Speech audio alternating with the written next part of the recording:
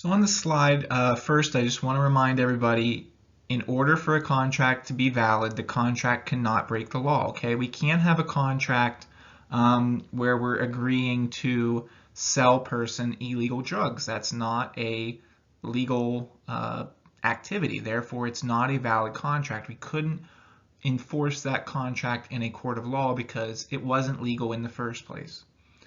Some laws are not as obvious as others, okay? The example I just used is very obvious, okay? Illegal drugs, it's not going to be allowed.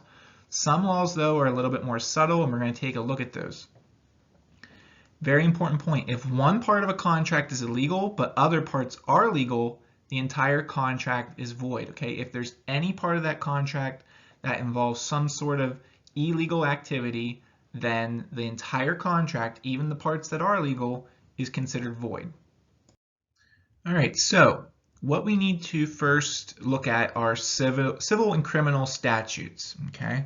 Statute, it's just another name for a law. So when we see the word statute, we just want to think civil and criminal laws, okay? Agreements that require one party to commit a crime or a tort are considered illegal, okay? And we would not have a valid contract. So an example here, signing an agreement to commit burglary in exchange for money would be a void contract. Burglary is a crime, obviously. Okay, we can't have that. Would not be an enforceable contract. Common torts and crimes. Okay, slander, libel, fraud, burglary, larceny, murder, and arson. We've covered all of these crimes in our past lessons, okay? If for any reason an element of one of these crimes or torts is in a contract, then the contract would be considered void. It lacks that element of legality.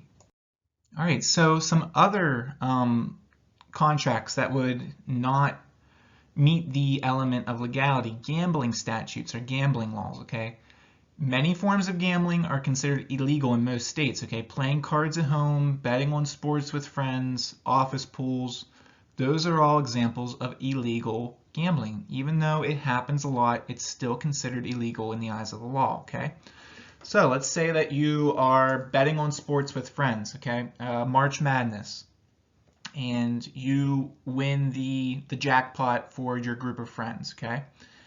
If you win in gambling but have trouble collecting, there's nothing the court will do. In fact, you may find yourself in trouble for breaking the laws. So if you try to take your claim to court saying that I won the March Madness bracket with my group of 50 friends, and for some reason you can't collect your money, somebody's not paying the money, you're not going to be able to take that to court because it's considered illegal gambling, okay?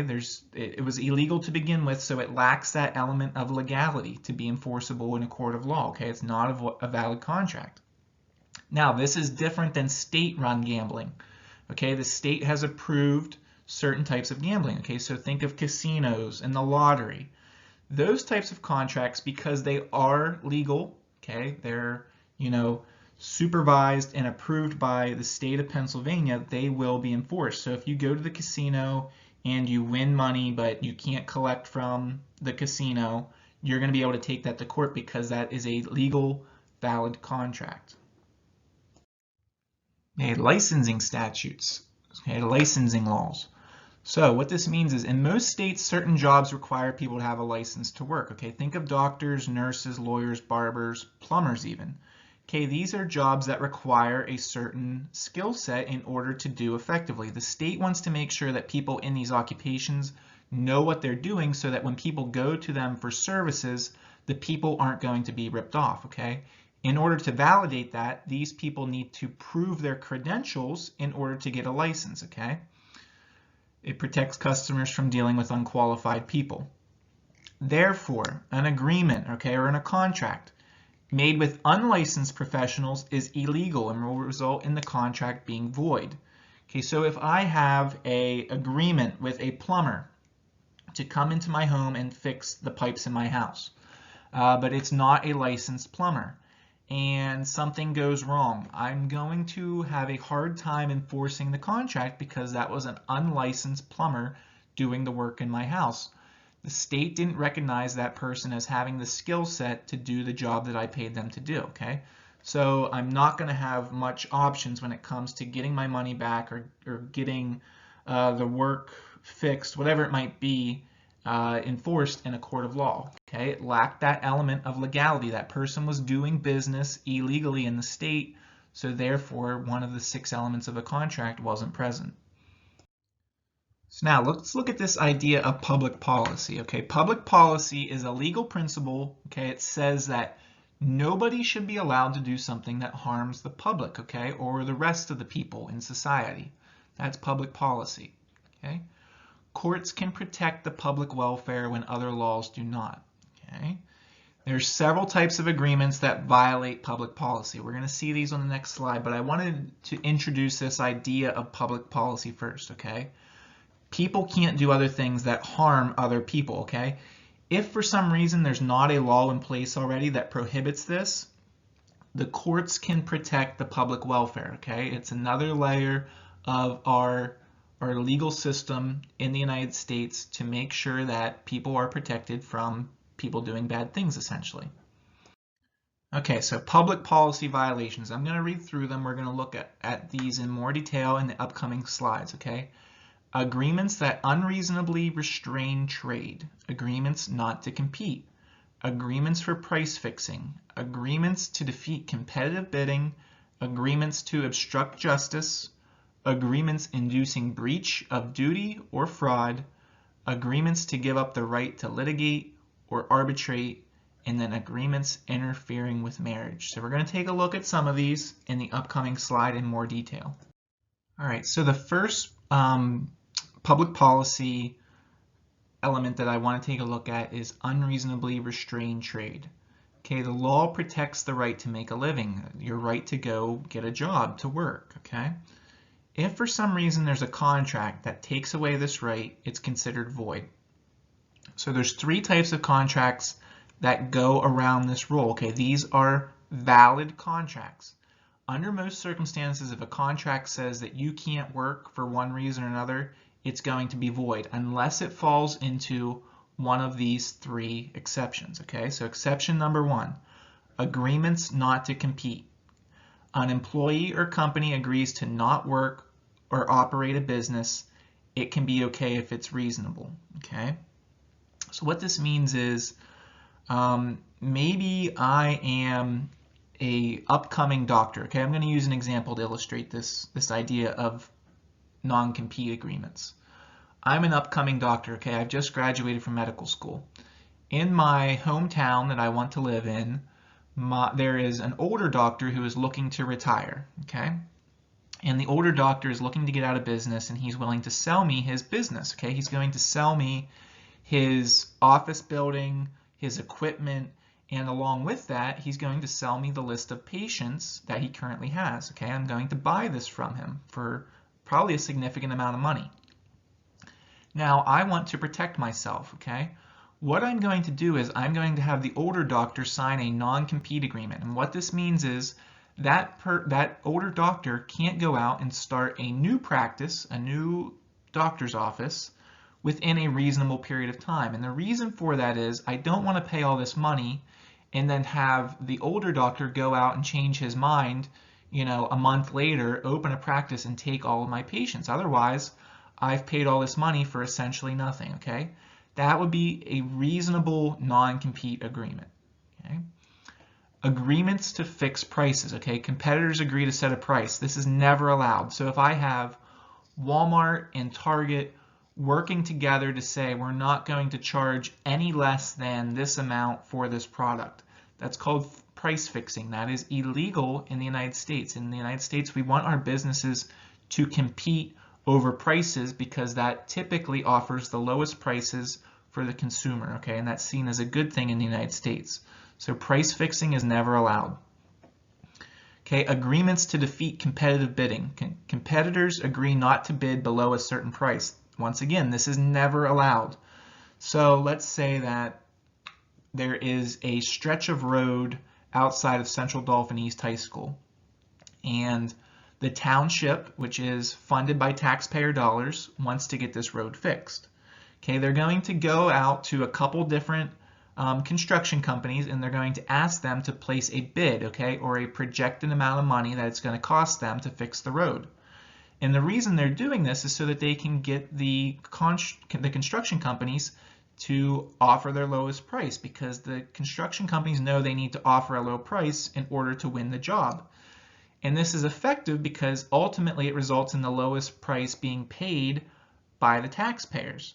Okay, if we have construction companies agreeing with each other to not give their lowest price, or agree to not put their bid price in below a certain amount, that would be violating that would be unreasonably restraining trade. Okay, they're defeating this idea of competitive bidding, and these are not allowed. So if there's contracts that fall into this, those are not going to be enforceable contracts. Okay, agreements to obstruct justice.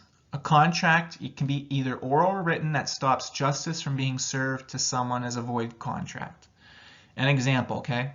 Protecting someone from arrest, encouraging a lawsuit, giving false testimony, bribing jury members, okay? These are examples of obstruction of justice, and they would lack that element of legality to be an enforceable contract. So if we have an agreement with somebody to take the stand and give false testimony, basically lie on the stand, okay, and we're going to pay them money to do that, well, that person has committed perjury, for one, and that's a crime that we looked at, but also, two, the contract between the people that are telling them to lie on the stand in exchange for money, that contract is not going to be enforceable because it lacks legality, okay? It's being done in order to obstruct justice.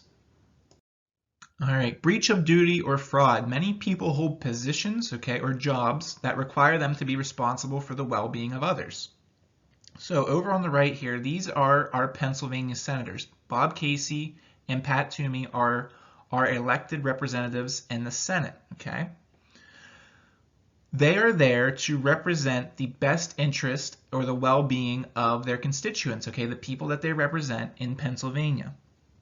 So let's say that there is a contract between Bob Casey and somebody else, okay, another party, that influences that person act in a way that hurts the public. That contract would not be void, or it would be void, and it would not be enforceable in a court of law, okay? It would lack that element of legality, okay? We're asking them to breach their duty, okay? To breach their responsibility, or break their responsibility to act in a way that is for the best interest of the people that they represent. Okay, that's an example of a contract that would be void and unenforceable. Okay, giving up the right to litigate, or giving up the right to take a claim to court, all right? Typically, this is something that would violate public policy. In the United States, we want people to have the right to take their cases to court. So when we have contracts that try to limit that, oftentimes we're gonna say that's not a valid contract because it's limiting public policy. However, some contracts do have clauses, okay? Or clause means a section in the contract that limits the ability to sue and may be valid, okay? So sometimes we do have contracts where it will prevent somebody from suing in a court of law, and that would be a valid contract. The court is going to look at two criteria to determine if a contract with a do not sue clause is valid. They're going to see how much more power did one party have over the other. Could the one party force the other party to sign it because the one party had a lot more power over the other? Okay, if the clause to not sue is fair. Now, is that a valid, fair clause to have in the contract in the first place?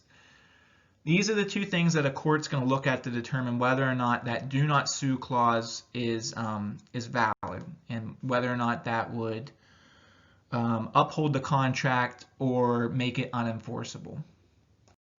Okay, contracts that interfere with marriage. Typically, that is a violation of public policy. People typically have the right to get married if they want to.